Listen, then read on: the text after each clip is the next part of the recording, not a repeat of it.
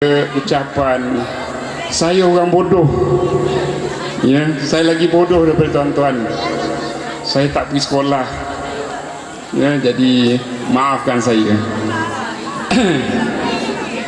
Dengan kalimah Bismillahirrahmanirrahim, saya sedar bahawa kita semua berada di sini dengan izin Allah.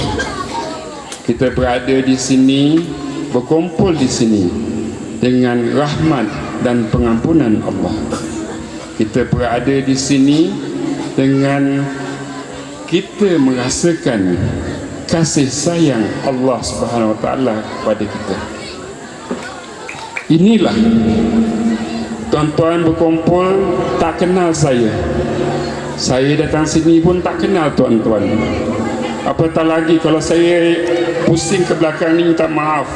Belakang saya di belakang tuan-tuan yang lebih mulia dan lebih dihormati oleh masyarakat. Maafkan saya. Jadi saya diri di sinilah. Mudah-mudahan. Tuan-tuan perempuan yang dirahmati Allah, sebelum kemuncak perjumpaan kita pada malam ini, saya dapat bertemu dengan pengurus Darul Quran Ashifa. Mereka tidak dapat gaji, tuan-tuan. Mereka lakukan tugasan yang saya berikan 3,700 km dari satu pulau kecil yang tak ada titik pun di peta dunia. Cuma satu titiknya. Batam itu adalah 10 kali lebih besar daripada Pulau Singapura. Dan penduduk kami hanya 500,000 orang. Cuma kami lebih besar daripada Brunei. Negara Brunei Darussalam, penduduk aslinya hanya 250,000 orang. Tapi 250,000 yang lain adalah pendatang yang bekerja dan berniaga di negara Brunei Darussalam. Penduduk di Singapura berjumlah 6 juta orang. Kami hanya berjumlah 10% daripada jumlah orang-orang yang tinggal bermastautin di Singapura. Singapura adalah sebuah pulau di mana kami adalah pendatang. Jadi saya sedar bahawa saya ini juga daripada Indonesia. Ya, saya daripada Indonesia. Sebab kakek saya, nenek saya datang dari Indonesia. Naik kapal layar ke Pulau Singapura untuk belajar agama. Untuk belajar agama, bukan untuk ekonomi, enggak. Ya, alhamdulillah ketika kakek saya meninggal dunia, dia sampai ke makam wali Allah. Alhamdulillah. Jadi saya rasa terpanggil masa saya kecil dulu bahawa saya perlu pulang ke tanah air saya. Hari ini saya bersama dengan teman-teman saya, insya-Allah. Dan mungkin saya akan pilih 1 orang, 2 orang, 3 orang yang akan saya bawa pulang ke Singapura dan akan jadikan mereka jutawan, insya-Allah. Jadi harta mereka akan ditaburkan di Kelurahan 1 Inabuntu ini, insya-Allah. Insya-Allah, insya-Allah. Tuan-tuan, para pemimpin masyarakat, pemimpin dan pengurus Darul Quran Ashifa, saya tidak dapat meluahkan betapa saya ingin melafazkan terima kasih saya. Tapi kita tahu bahawa apa saja yang kita nikmati sekarang ini dan juadah yang sedang menunggu tuan-tuan ini adalah kurniaan Allah Subhanahu Wa Taala. Tak mungkin sesuatu yang saya tak impikan berlaku tanpa izin Allah Subhanahu Wa Taala. Saya lihat anak-anak pelajar-pelajar Darul Ashifa memakai baju seragam yang didermakan, diberikan infak daripada warga Singapura yang beragama Islam, baik Cinanya, baik Melayunya, baik Indianya, baik bulenya yang beragama Islam, sama-sama donasikan kepada dana kebajikan Darul Quran Ashifa Singapura untuk diberikan pada teman-teman di sini. Kami mengucapkan terima kasih kepada Ustazah Ummu Nahdah yang telah berjaya mempaut jiwa dan kalbu anak-anak untuk terus meningkatkan syiar Al-Quran. Tuan-tuan dan puan yang dirahmati Allah, semasa saya mula sampai di tanah ini, saya diberikan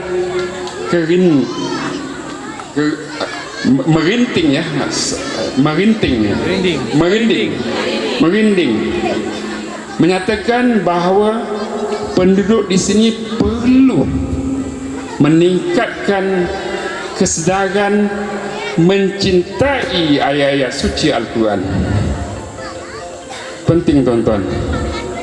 Jadi mudah-mudahan dengan keikhlasan wali santri mengirimkan anak-anak belajar dengan Ustazah Ummu Nahdah, dan mudah-mudahan daripada 4 orang sudah naik sampai 180 orang santri. Alhamdulillah Rabbil Alamin. Tuan-tuan dan puan yang dirahmati Allah, memang susah nak sebut nama saya, Luqman Yusuf bin Osman. Susah.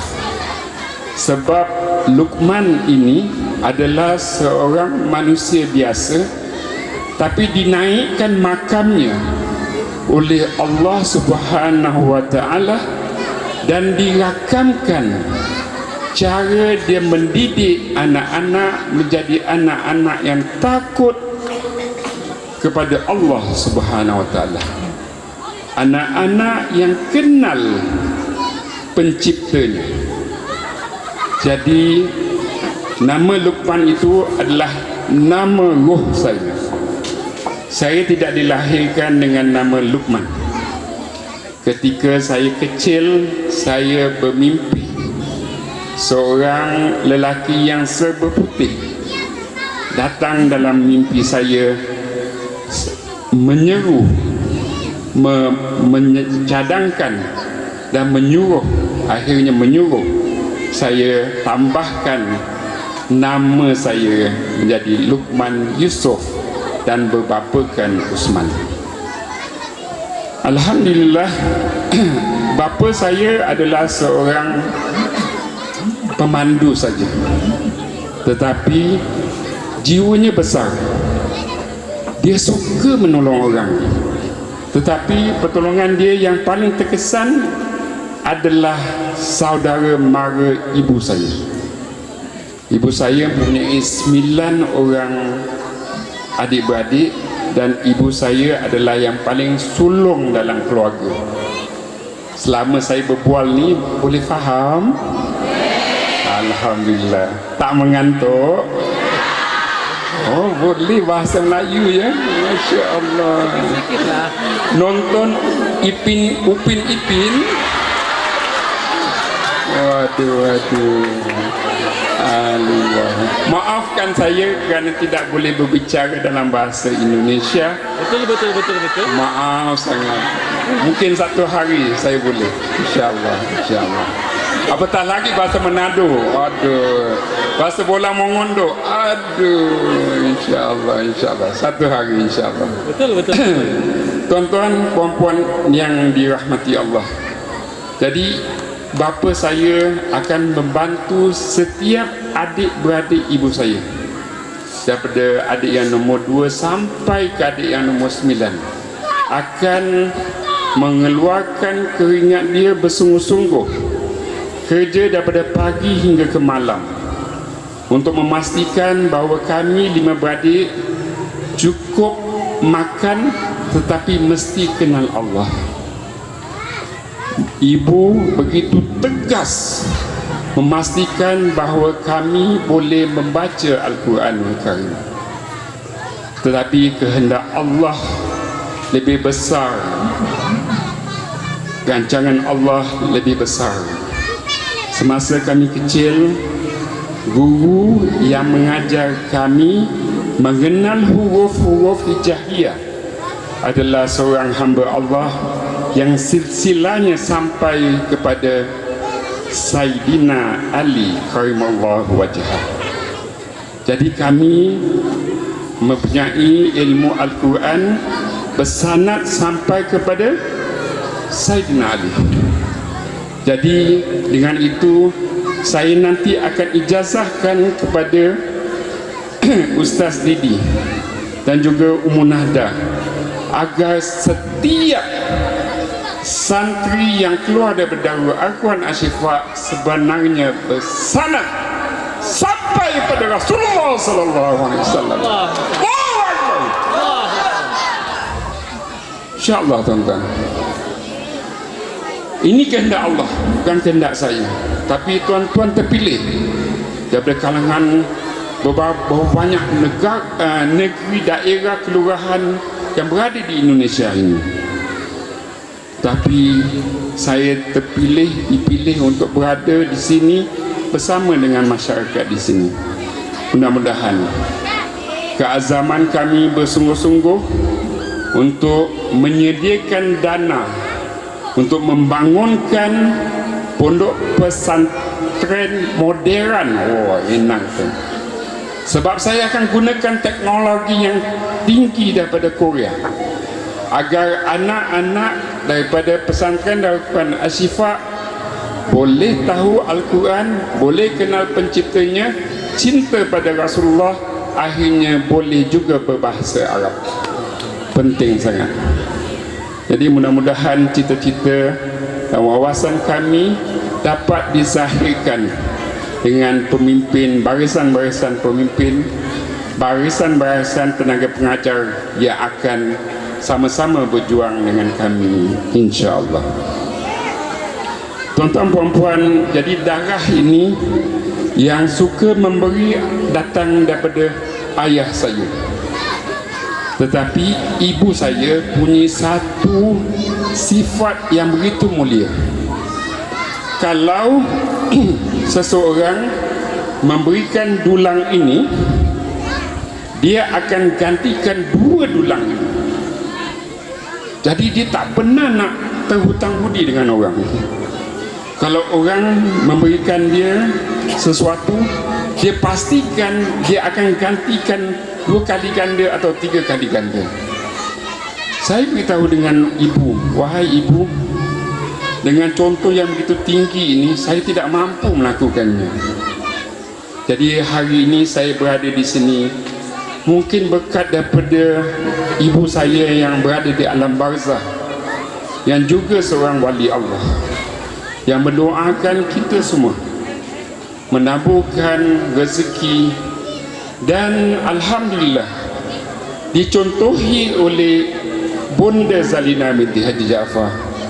Dan atas dasar itu, dengan penuh takzim, saya ingin menghadiahkan isteri saya satu musollah di sebelah rumah makan Ibu Mega untuk didedikasikan atas nama ibu bapa motor saya, iaitu Haji Jaafar, insya-Allah.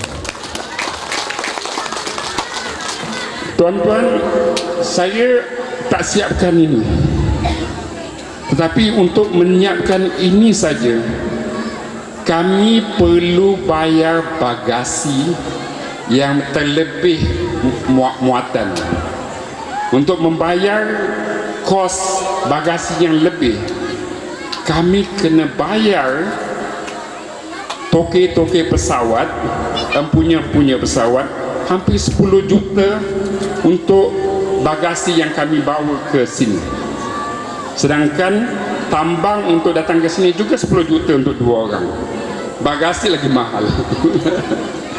Begitulah pengorbanan yang diberikan oleh donatur-donatur Singapura yang ikhlas semasa bulan Ramadan tempoh hari mengeluarkan zakat pendapatan kepada Darul Quran Ashifa.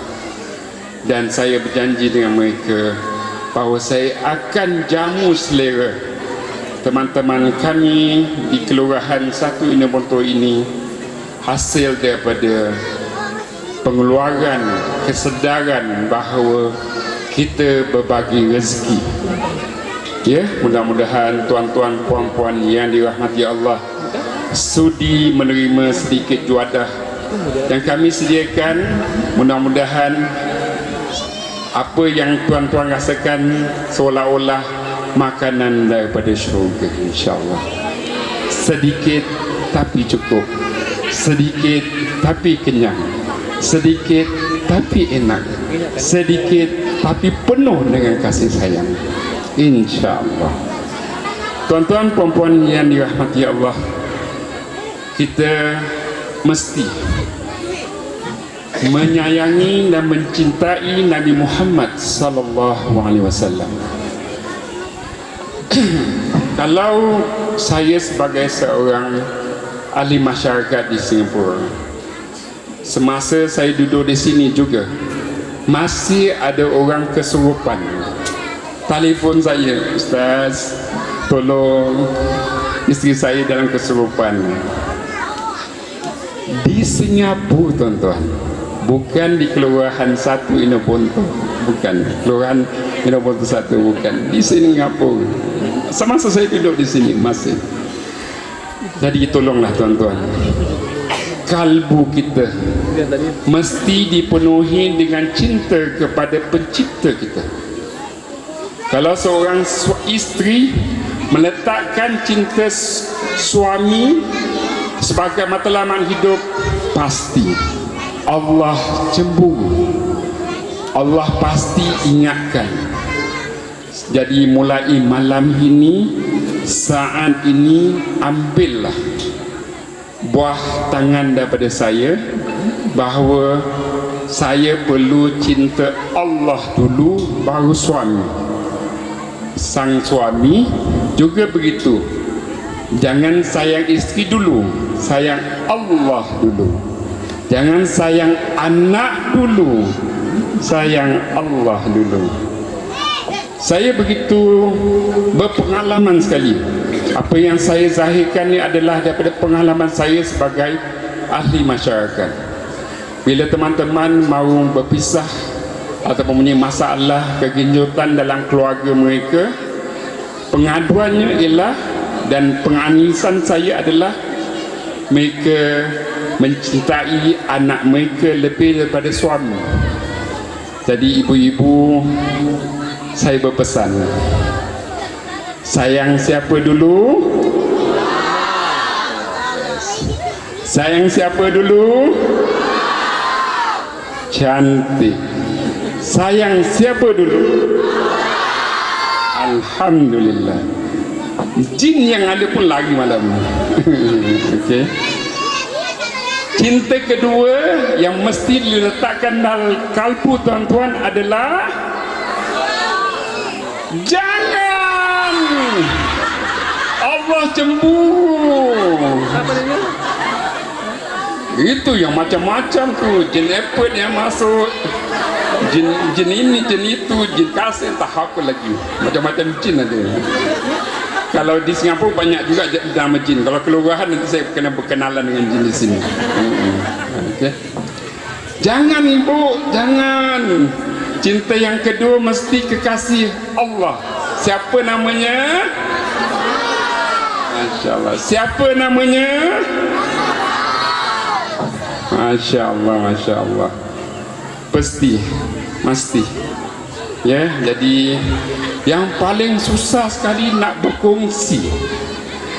Yang paling susah sekali nak berkongsi. Jadi tolonglah kongsi kasih sayang kepada suami nombor 3. Jangan nombor 1, jangan nombor 2. Wajib nombor 3 pada suami. Okey, tapi jangan taruh nombor 4. Pasal kalau nombor 3 tu anak pun akan dimarah oleh Allah Ta'ala. Jadi kasih sayang isteri pada suami mesti diletakkan pada tangga yang betul, iaitu nombor 3. Okey, dan akhirnya barulah anak-anak kita. Walaupun betul madrasah utama, madrasah awal datang daripada seorang ibu yang boleh membuaikan seorang bayi yang akhirnya menjadi pemimpin negara. Jokowi dulu dia bayi ke atau terus jadi Jokowi? Bayi dulu kan. Yang gendong dia 9 bulan 9 hari siapa? Aduh, siapa yang berdepan dengan saya ini? Ibu. Allah. Saya sayang ibu-ibu di sini tak? Alhamdulillah. Kalau tak sayang, saya tak sampai. Alhamdulillah, karena saya sayanglah. Dengan izin Allah, saya berada bersama dengan ibu-ibu. Bapa-bapa perlu cemburu? Jangan. Kerana kalau hati bapa-bapa penuh dengan Allah, berkatalah, ya Allah, aku titipkan isteriku dan anak-anakku dalam jagaan-Mu, ya Allah. Ambillah. Inilah sagu hati yang saya bawa daripada guru saya, guru rohani saya, agar kita dapat hidup aman, sakinah, mawaddah warahmah di dunia ini. Kalau kita merasakan jiwa kita tenang, tahulah, yakinlah bahawa kita bakal jadi ahli syurga. Siapa yang tidak ada masalah? Siapa yang tidak ada masalah? Saya rasa semua yang ada kat sini, kalau saya kasih peluang, Bu, ada masalah enggak? Ya, pasti ada. Ya, jadi hari ini saya akan ajarkan satu teknik, satu tip bagaimana mau buang masalah. Mau enggak? Benaran? Sungguh-sungguh? Janji? Okey. Janji ya? Mesti buat ya? Tukarkan masalah itu menjadi cabaran. Boleh? Setiap kali fikiran datang, kok ada masalah, hari ini tukar cabaran yang datang dari Allah, cabaran untuk dekat dengan Allah, cabaran untuk dekat dengan Rasulullah. Boleh atau boleh? Boleh atau boleh? Sudah hilang masalah? Sudah hilang masalah? Hilang ke belum? Tak yakin aja. Yakin bro? Yakin. Buang masalah, tukar pada cabaran. Cabaran yang datang daripada pencipta. Selesai. Tapi kalau kita pandang, kita yang ada otak, ada fikiran, ada ilmu, waduh, tak bisa keluar. Nanti jin 1 masuk, jin 2 masuk, jin 3 masuk, semua sudah berada dalam saluran darah, terus jadi kanker. Doktor yang kaya, hospital yang kaya. Okey, Pak Ustaz nggak ada kerja. Mulai hari ini penduduk kelurahan Inobonto nggak ada lagi masalah. Benar? Benar? Jangan insya-Allah, memang benar. Belum yakin. Hakul yakin, ainul yakin, illa yakin. Mana mau? Mau hakul yakin, ainul yakin, illa yakin. Ya benar, illa yakin. Yang illa yakin saya tahu. Saya tahu, alhamdulillah. Sebab kalau kamu enggak ada ilmu, enggak bisa sebut illa yakin. Tapi kalau ada ilmu, pasti tahu apa itu illa yakin. Tuan-tuan, puan-puan yang dirahmati Allah, peluang saya untuk bersama-sama dengan penduduk-penduduk dan teman-teman di sini, bersama dengan santri Puan Ashifa, semuanya adalah kasih sayang Allah Subhanahu Wa Taala.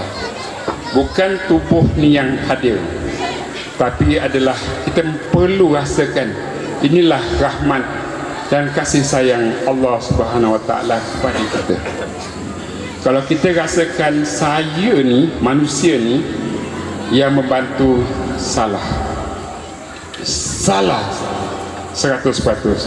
Tapi kalau pandang yang datang ini semuanya adalah daripada kehendak dan kemahuan Allah SWT, pasti kita dapat menikmatinya dengan penuh kesyukuran. Siapa di sini bila dapat uang gaji daripada suami cakap terima kasih pada suami? Siapa ibu-ibu? Banyak. Seorang aja. Dia je yang jawab, tak ada orang yang lain jawab. Okey, ucapkanlah terima kasih kepada suami. Tapi kalau ibu yang kasih pada suami, kalau ibu yang kasih pada suami, mesti halalkan. Kalau tak halalkan, susah. Okey, mesti halalkan. Okey. Sebab suami memberi pada isteri adalah tanggungjawab, tetapi isteri memberi pada suami adalah satu kebaikan, memohon keredaan Allah Subhanahu Wa Taala. Ya, tuan-tuan puan-puan yang dirahmati Allah, bersyukur sangat saya dapat bertemu dengan pemimpin masyarakat di sini, kerana dengan kehadiran bapa-bapa ini, mereka mempunyai tanggungjawab yang berat. Mereka perlu memikulkan satu tanggungjawab yang akan berdepan dengan Pencipta. Apakah yang kau telah lakukan dengan pangkat yang telah aku berikan pada engkau? Ya, mereka bertanggungjawab. Jadi hargailah pemimpin-pemimpin tempatan kalau setelah dilantik. Ya, semasa mereka berjawat, itulah tanggungjawab mereka yang berat, yang perlu dipikul lillahi ta'ala. Mudah-mudahan mereka juga memohon pertolongan Allah Subhanahu Wa Taala. Tuan-tuan puan-puan yang dirahmati Allah, apa yang saya nak tekankan dalam ini kesempatan ini adalah tentang kelebihan Al-Quranul Karim. Tuan-tuan puan-puan dan dirahmati Allah, bila Allah Subhanahu Wa Taala menciptakan Nur Muhammad dan setelah itu menciptakan pena, dan setelah itu ingin menulis sesuatu di Lauh Mahfuz. Lauh Mahfuz juga satu makhluk. Dia berkata dengan Allah, ya Rabb, apakah yang harus aku mulakan dan tulisan aku di Lauh Mahfuz ini? Lauh Mahfuz adalah kitab induk. Jadi kita semua pernah bertemu dalam alam roh sebelum ini, cuma belum kenal. Hari ini dah kenal. Kalau Pak Luqman berada di neraka, tolong saya pada tanggal 4 Juni 2022 pernah bertemu dengan Pak Luqman, dan tolonglah keluarkan dia daripada neraka. Boleh? Alhamdulillah. Ya, terima kasih ya, terima kasih. Jadi tuan-tuan dan puan-puan yang dirahmati Allah, berkalamlah Allah SWT, mulakan penulisanmu dengan kalimah Bismillahirrahmanirrahim. Tiap kali ibu-ibu melakukan sesuatu pekerjaan kerana suami, kerana anak-anak, kerana keluarga, mulakan dengan kalimah Bismillahirrahmanirrahim. Bismillahirrahmanirrahim. Keberadaan Allah SWT bukan Tuhan yang kita bisa bayangkan. Dia tidak bertempat, dia tidak berbentuk, ya, dia tidak perlu satu tempat untuk dia duduk, enggak perlu. Dia bukan kita. Saya kalau nanti diri hampir 2 jam nanti capek, perlu duduk. Allah Ta'ala tak perlu duduk, walaupun dia cipta arash, tapi dia enggak perlu duduk pasal dia tidak bertempat. Jadi kita jangan bisa membayangkan kezahiran Allah Ta'ala. Enggak bisa. Apa yang kita impikan, fikirkan bukan Allah Ta'ala, ya. Jadi atas dasar itu dia maha berkuasa, dia sendiri tunggal, dia esa, kul huwallahu ahad.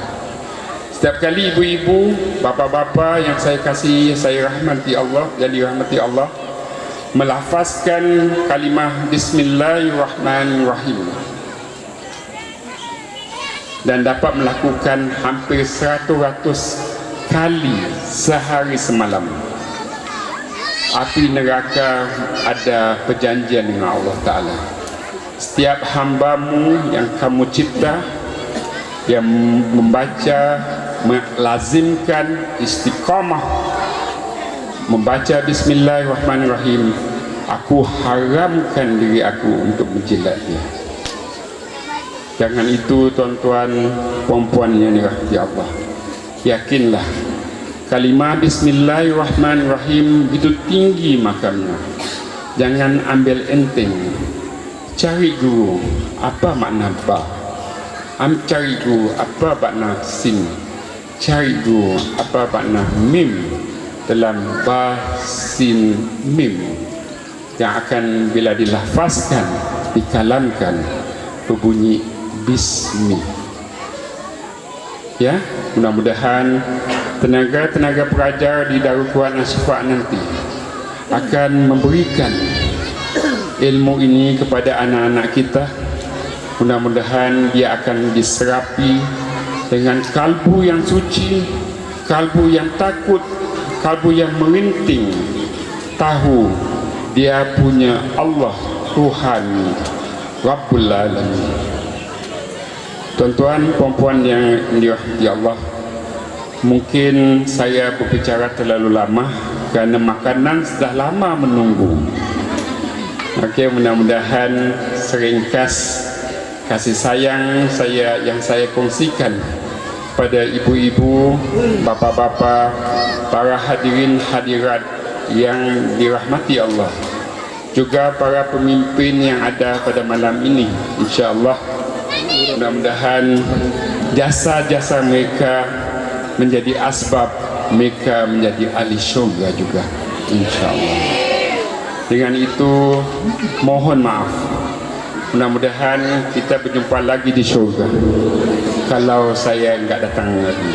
Jadi kalau saya datang lagi, mudah-mudahan bulan September nanti, ya, insyaAllah, mudah-mudahan. Sebab saya ingin merasmikan Musalla Haji Jaafar dalam masa 3 bulan, insyaAllah. Alhamdulillah, dana untuk membina musalla dengan doa para hadirin hadirat pada malam ini sudah mencukupi, ya. Tapi dan alhamdulillah kita akan percepatkan pembinaannya. Mudah-mudahan sampai September nanti saya berada di sini lagi, insyaAllah. Bagi ibu-ibu dan bapa-bapa yang telah berjumpa saya sebelum ini, saya mohon maaf jika saya terkasar bahasa, kerana ada kalanya kita perlu tegas dalam menyampaikan pesanan-pesanan untuk sampai ke kalbu, tapi dilakukan dengan penuh kasih sayang. Maafkan saya, benar-benar maafkan saya.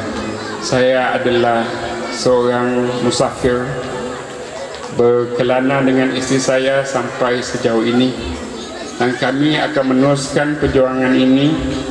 Dijemput oleh Pak Khalid untuk singgah di rumahnya di Amurang, insyaAllah. Jadi mungkin kami berlepas dari Inoponto 1 hari lebih awal. Pak Khalid sudi menerima hamba yang hina ini untuk bersama-sama dengan Pak Khalid di Amunggang nanti.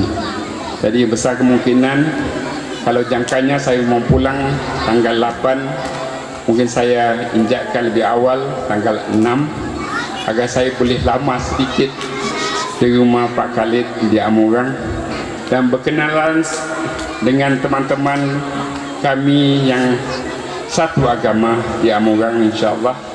Dan mudah-mudahan selepas itu saya akan ke Jakarta, langsung berkelana ke Pekalongan, turun ke Bogor, naik semula ke Sukabumi, dan baru pulang ke Jakarta semula, baru naik pesawat ke Singapura, berehat di Singapura selama 6 hari dan berangkat pula ke Kamboja dan berada di sana selama 5 hari untuk menguruskan ibadah kurban yang insya-Allah kalau tempahan setakat ini melebihi 20 ekor kambing di Kamboja dan mungkin 5 ekor lembu di Kamboja.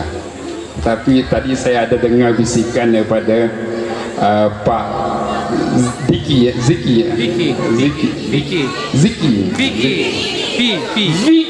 Ya. Nak sempurna susah.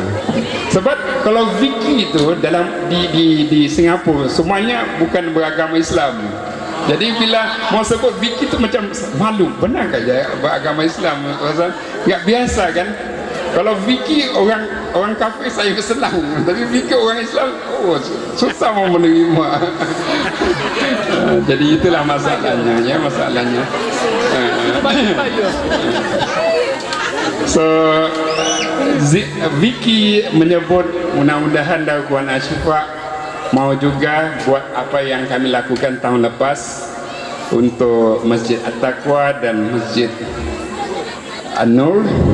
Mungkin kali ini insya-Allah dengan izin Allah Ustaz Zidi kami akan berikan 1 ekor lembu untuk Masjid An-Nur.